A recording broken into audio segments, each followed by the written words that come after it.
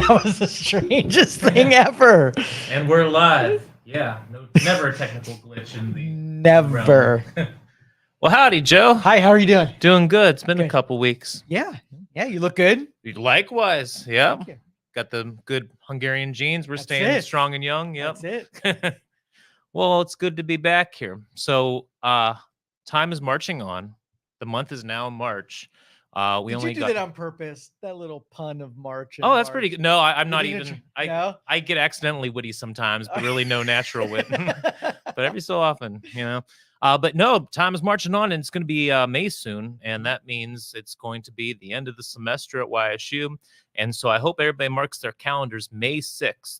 May 6th at the Steel Museum, right up the hill, Youngstown Historical Center of Industry and Labor, the Applied History program, the projects from this semester, which will include the Mahoning Movement, my master's project. We're going to give a presentation up there. So we'll cover the Mahoning Movement. We're going to cover what we're doing down by the Cavelli Center about the history of Brown Bunnell down there. The projects up at Congregation was Road of Shalom. The new one is Ohev Beth. Might be a little shaky on the name still because the congregations merged. The one on Glenwood merged with Road of Shalom, and they formed a new congregation at the synagogue up there. Ohev Beth. I think you can just call it Ohev Beth for short. We're Yeah. good with that. So the project that I have an excuse because I'm not actually in that class, but I'm helping out with getting the exhibit together. But I was in the class last year that helped establish an archive up there. But this class this time is establishing a exhibit. And so that exhibit we'll be talking about it May 6th. Also, it will be on display up in the Mogg Library on the 5th floor by the archive room, as well as it will be a movable exhibit that they'll be able to show up at the synagogue and take it around to various places as well. So we'll be talking about that. And we'll probably talk a little bit more about the architecture project we did last year. So all that is going down May 6th at the Steel Museum, 3 p.m. Friday, May 6th, 3 p.m. So I guess let me share the graphic with you sometime too, and hopefully we'll get it out there. Yeah, absolutely. So I thought for today, for my Mahoning Movement project, I'll give y'all a little sneak peek of some of the 360 videos I've been doing along the proposed Mahoning River Greenway. So once again, to synopsisize for our first-time viewers. Synopsisize, I love it. The idea of this project is you got the Stavich Bike Trail that is to the east of us that connects Struthers to Lowville to Newcastle. Then to the west of us, between Ravenna to Kent to Akron, you have the Portage County Hike and Bike Trail. And if you take both of those together and everything in the middle, that comprises the original Pennsylvania and Ohio Canal, which really put Youngstown on the map. It was before the railroads or anything. It was really the canal that connected it to make people and goods to be able to move because the roads were so bad then. And, it's before the automobile and whatnot. So that's what really kind of made this from the Western frontier, because this was the Western frontier at the time. It really kind of brought it within the United States, and then you had the iron industry take off, and then you have the steel industry take off. So really, it put it on the map. So the idea is that if you connect those two trails, one, we could talk about the history of the canal. You could talk about the railroads that connected it. And also what's interesting is the interurbans, which who would have thought, it seems futuristic, but you have an all-electric people mover that was affordable and accessible to all right along the river. It sounds like some kind of socialist utopia, but no, we actually had these interurbans that, old trolley cars, clang, clang, clang goes the trolley that connected this whole region. And you could, for just a nickel, I don't know what the exact price is. I got to research that still, but you could go from Youngstown to Ravenna, or you could go from Youngstown to Newcastle, right along the river. And so what's interesting is the Stavich Trail exactly follows that interurban trail, as well as a lot of the proposed Mahoning River Greenway. You can still see a lot of the old electric poles that the wires would go across. So I've been doing the research on that while advocating for making those connecting trails. And what I've done is I've GoPro'd, YouTube 360'd the proposed trailway, and I have a little sample for y'all today. And before you do that, like referring to Ohio as a Western frontier when there is 2,000 miles more terrain to the west, is that amazing even to think about? Yeah, but at the time, there was no idea. Well, actually, that's what's interesting is it goes back to that King Charles II, without even knowing what America looked like or caring at all about the people who actually lived there, said, "Oh, Connecticut, you can have all the way from sea to shining sea," without having any clue about how far California or Right. Oregon actually was. Exactly. So that's how Connecticut got to claim the Western Reserve here. And initially they claimed all of it, but there was all these competing claims with Virginia and all of that. And once again, not caring about the people who actually live there. But the Connecticut got the Western Reserve, which they then sold off to the Connecticut Land Company. And then old John Young buys this plot of land here in Youngstown. And that's 1797, but it's literally the Western frontier. And if you read like some of the primary sources at that time, just like it was kind of rough out there for the early settlers. But what was the saving grace really for it all was the canal. So 1840, although it's starting to be built in the 1830s, and they're talking about it right from the beginning. But the opening of the Pennsylvania and Ohio Canal connected Newcastle to Youngstown to Niles to Warren, all the way to Akron, where it met the Ohio Erie Canal, which you could then take up to Cleveland or down to the Ohio River. So it really networked this entire nation. Oh, and also by going to the Beaver River at Newcastle. Well, the Beaver River goes down from Newcastle into the Ohio at Monaca. By connecting to those watersheds, that link to Pittsburgh, which then you had the canal to connect all the way to Philadelphia. And so it really linked the nation together. And that's what we're saying is that these bike trails can do as well. When you're on the interstate flying by, it's the same old Starbucks or, Love truck stop every so many miles, and it looks pretty much the same. Whereas if you're actually on active transportation trails, hiking or biking or whatever, you actually are immersed in the environment and you're right there of where the history actually occurred. So the idea is connecting the past to the future. And that's what we got to do. Yeah, it's crazy when you watch an old movie about the settlers moving across, large expanses of land, how dangerous that was, and how they, put themselves in peril just by crossing rivers. Well, And as we learned from the Oregon Trail too, yeah, right. everybody died from typhus. Yeah, Yeah, yeah. So same thing. First the settlers come into this western frontier, and then continue on west. I mean, it was all a land grab. One of the things that interests me as well is that, one that this was almost France. That the French Indian War, which is really English French War, but France almost won that war. And we would all be speaking French right now.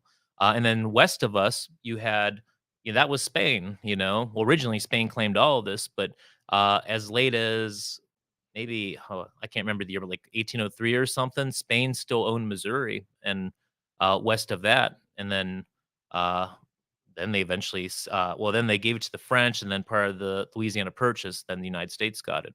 So yeah, that stuff's interesting. But yeah, this was the Western frontier at one point, and so we're looking at that. So I was going to share with y'all. yeah. Sorry, Some didn't of mean the, to interrupt you. No, that's what this is all about. We're having a conversation here, right? So Savage Trail's over here. This is just a test map I have that I've been starting to feed the YouTube footage in. So this takes off about where the Savage Trail ends, which is proposed where the Mahoning River Greenway would continue.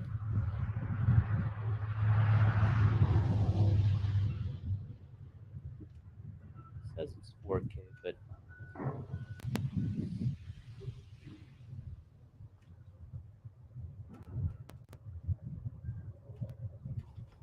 all their ads.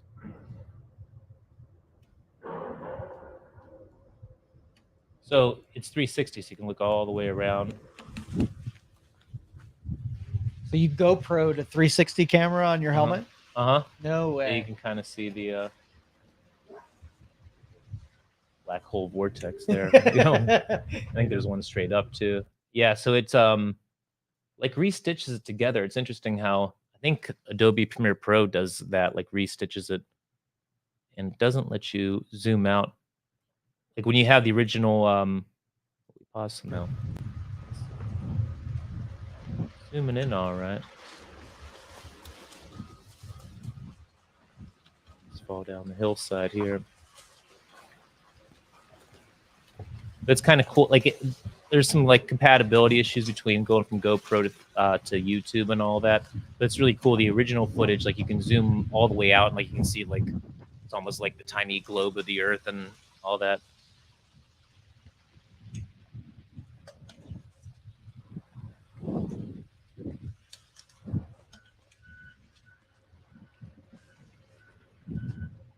Here, what I'll do is I'll speed it. Oh, here we go. All right, let's go to 4K and let's gonna really push the internet to the max. We're gonna go double time here.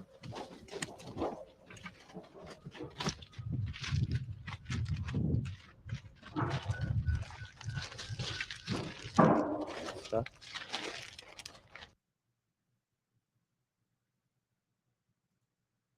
Maybe we'll drop back down for a second here just to get it moving.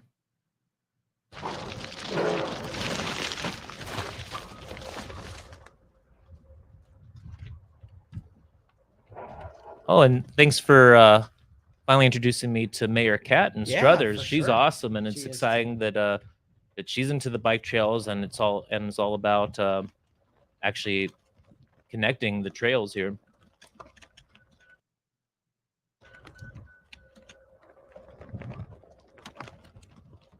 Moving now.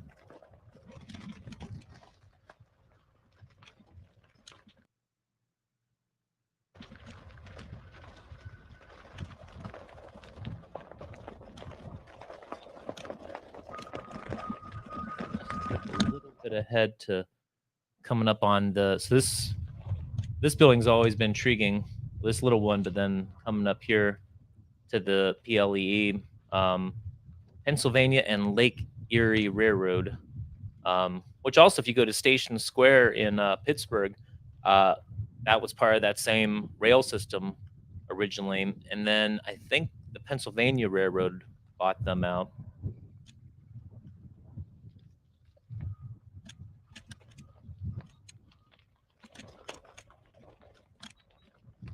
Then coming up on someone here, as a caveat, anytime that I might have been on private property, no, that's computer generation. I actually never was. It was on public property the whole time. I wasn't sure if that truck was going to yell at me or not. But here's looking back at the PLERR terminal. And what's great is between Struthers and Youngstown is the trail's pretty much like already done. You just got to make it official, but ideally also pave it to make it universally accessible. Like one of the things we talked about before on the show, and also with activist Matt Onesti about how things need to be universally accessible for people. That's like the ultimate goal of the trail, is actually having it paved so it's accessible. But as for me on the bicycle here, I don't mind the rocky roads too much. Although in some of the in doing the proposed trail all the way to Ravenna, there was, especially because I did a lot over the weekend, and especially with the way the rain was, like there was a lot of mud. So it'll be nice when it's eventually paved. But so here we are coming into Struthers now.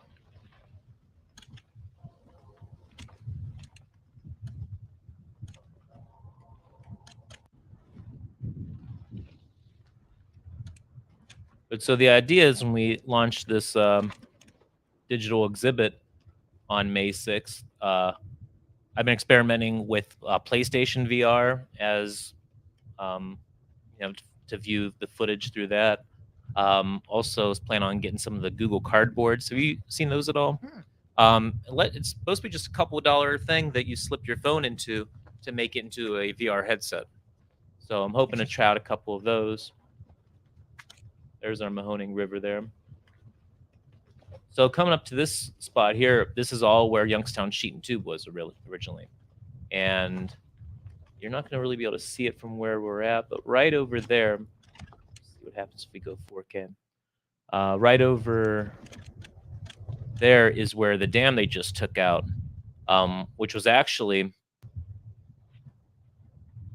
the bridge that they would use they would make the coke for the blast furnaces on the one side of the river, and then they would use the bridge to take it to the other side of the river, where they would have the blast furnaces to make iron to then make steel. you can see it's a nice trail. I mean, it's essentially already done.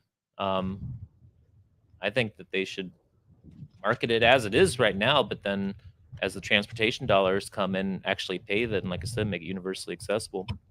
Um, this will essentially take you all the way to Youngstown.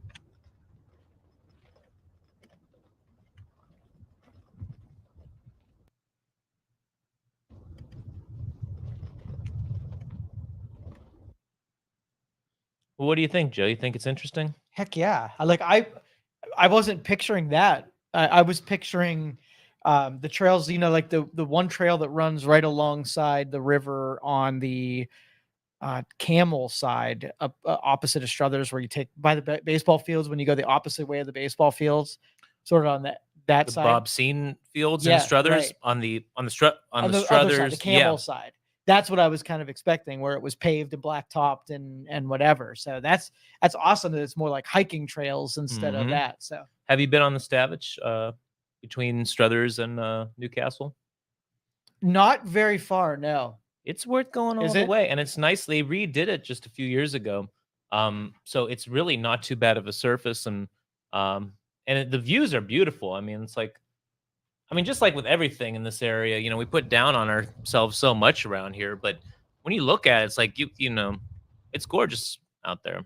When you look over the valley, because the trail actually ends up going up a little higher. So, like I said, it follows the interurban trail, not exactly the original canal trail down there or the original Native American trails, um, which we don't know exactly where those are. I mean, I've looked at a lot of maps that were drawn people, we can't really see exactly, is it right on water level or is it up higher? So this interurban trail goes up a little higher on the hillside, which is a gorgeous view. You see the Mahoning down below, a hawk flying above. Um, and unfortunately, when I did the Stavich Trail the same trip, unfortunately, I had some technical issues, so I got to redo that the Stavich Trail on it. But like I said, it's smooth sailing there, so that didn't really take too long to do. Now who owns the trails? Is it city owned usually? Is it private property owned? Like, what'd Well, you find? that's the mess of it all. So some of the land is in the proposed trailway is still owned by the railroads, even though it's abandoned and they don't use it anymore. And actually, I just heard back from Portage County. I started corresponding with them because the ideal is to, like I said, to connect to the Portage County Hike and Bike Trail. So Portage County will hopefully bring it right up to the county line to Trumbull County and then continue it on. So what Portage County said is that to extend the Portage County Hike and Bike Trail east along that current route, that the railroad that owns it doesn't want to give it up just yet. But I guess they really milk people for the money too. But they do have that part of that same rail line is already made to a trail that will take you all the way to Akron. So I don't know exactly how the ownership went, but it's the same exact rail line. You could follow it on the map and see on satellite imagery, like here's the hike and bike trail. Boom, it stops here. Here's already overgrown, abandoned train line. So why they gave that side up and not this side up, I don't know. But I guess that is like one of the issues is like the railroads, they'll abandon it, but then they don't want to actually get rid of the property. And I'm trying to do a little more about the research of that because so much of it was with the railroads was subsidized by the federal government with land grants, and with the Pennsylvania and Ohio Canal, that was a private canal, and there was a lot of debate about wanting the states to do it, and uh, especially being two states, Ohio and Pennsylvania, to connect them about which state would do more, and the states didn't want to work together. So the demand was so high for it that it became a private venture, and the states gave what land they could and they paid for some of the surveying, but it was ultimately considered a private venture. And then the railroads bought them in the 1870s to put them out of business on purpose, that they didn't want the competition from the canal. But all the way up to that point, too, canals were still more efficient for moving heavy goods. Like the capacity of steam engines for railroads wasn't to the point yet to overcome the to be able to move really heavy stuff, which is surprising that here just a 4 foot deep canal can move more than Outdo uh huh a big steam engine. yep all the way into the 1870s. Then then the technology surpassed it. Let's see, we're moving along here. Here I think I also have to our map. This will be fun for the kids. Let's go from under the Market Street Bridge to the Knox Building. And this footage ended up being a fun game of if you're wearing the VR headset, which I don't know why it's only going to 1080. It should be 4K too. But here we are. I did this last October. Here we are leaving the Mahoning River.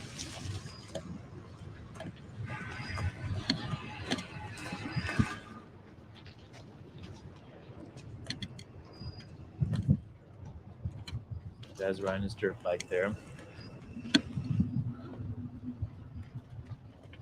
So going back to that Brown Bonnell project we got in the works, all this on this side of the Market Street Bridge was Brown Bonnell and then Republic Steel. This side of the bridge where the amphitheater is now, that was Wien United. And some locks of the Panama Canal were built there. There's our dirt bike buddy.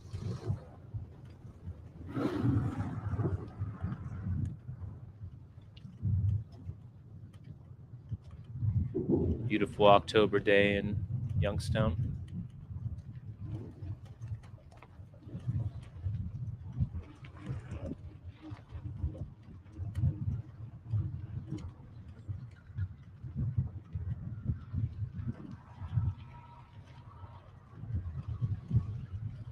So it'll be fun for people, have the VR headset on, be able to look around on it. That's kind of like the idea of the project is, one, to document all this stuff and to advocate for where the trails need to be finished, but also the idea of that, universal accessibility of that anyone anywhere could actually experience the trail.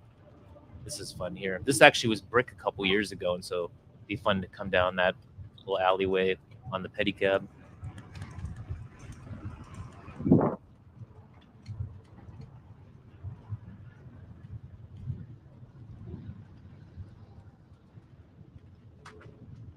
There is a canal boat on the Civil War monument too. Is there? Uh-huh.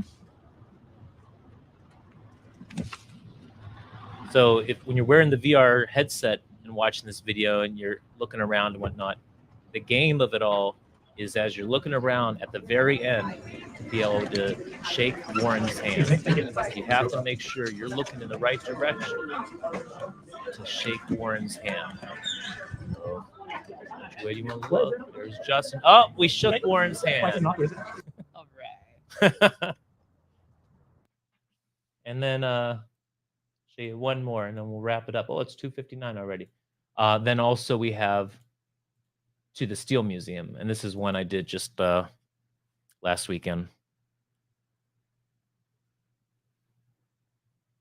So yeah, May 6th. Mark your calendar. May 6th we'll be finally launching the exhibit.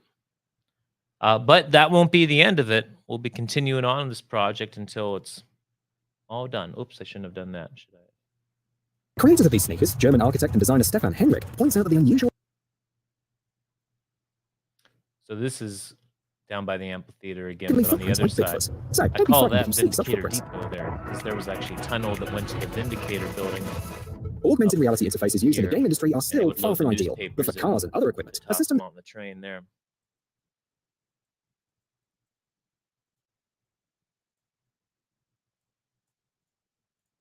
lights timing system. The display can also be put in water and air vehicles. So coming up Hazel Street. So you can quickly find out the weather forecast or other data just by looking out the window. Over here. The project team works with the latest solutions in optics, holography, and chemistry, and also develops the necessary software itself. Federal Street has been continued. Why use a computer mouse or touchpad if we are born with the most advanced pointing device, i.e. our fingers? Driven by this question, experts from Switzerland create a unique ring that allows you to control the cursor, scroll through pages, and perform other familiar operations on the screen with the movement of your fingers. The ring doesn't require additional apps. It works by Bluetooth and is so well protected against moisture that it can withstand hand or dishwashing. The battery lasts for 24 hours, and the device is suitable for both right and left if simple. However, the authors of the project note that the working surface must be more or less solid and monochrome, otherwise there can be errors. first educators. The creators of this exoskeleton believe that with it, you can run effortlessly on all types of terrain. It was created in Japan. The device helps reduce stress on the joints and the waist, and also absorbs some of the shock load inherent in running. The manufacturer specializes in similar products. For example, sometime before, they created an exoskeleton that allows a person to lift 220.5 pounds to a height of 6.6 feet, and this model is an auxiliary option, suitable for delivery workers or mail carriers. Sadly, didn't happen. Here we are coming up to in the spite of Steel being Museum. digital and filled with technology, it is sometimes difficult to find quality drinking water. This generator, which provides up to 2.5 gallons per day, will give us access to clean, tasty, and mineral rich water. A key feature of the generator is the ability to draw water directly from the air. In doing so, the water will have an optimal pH index, as well as contain magnesium, calcium, and other elements beneficial to the human body. Want youthful-looking skin? Drink more water, say the creators of the generator. The purity of the liquid is guaranteed by the built-in UV sterilizer, and at the same time, the device will clean the air of the room, collecting harmful substances, special filters, and ensuring an optimal humidity level. There's the cathedral, and here we are coming in the How front can a doors of computer the Steel keyboard be Museum. improved? The answer We're is on on your May screen. 6th. If This you is how do that, specialists from you'll be Latvia able see to the see future our of successful. presentations. Cool. So, well, thanks, Joe. Another fun week, and we'll catch our audience soon. All right, cool. Thank you. Thank you for listening to this show on Youngstown Studio. If you like our programming, we invite you to subscribe to our YouTube channel, follow our Facebook page, or subscribe to your favorite podcast platform like iTunes or Spotify.